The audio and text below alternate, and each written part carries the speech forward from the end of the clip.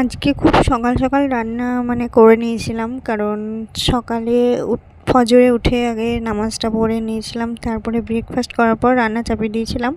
কারণ আজকে যাব নতুন হাট, ডাক্তারের কাছে চেক আপ করতে, কিছু রিপোর্ট করছিলাম, সেগুলোর জন্যই যাব। তো এখানে রান্না করার পর আমি গোসল করে নিয়েছিলাম, গোসল করার পর নামাজও পড়ে নিলাম, যেহেতু শুক্রবার আজকে। তো আজকে সব কিছু কাজ আমি তাড়াতাড়ি সেরে নিয়েছিলাম। আর এখানে রান্নাও করা হয়ে গেছিলো তাড়াতাড়ি, যেহেতু করেছি।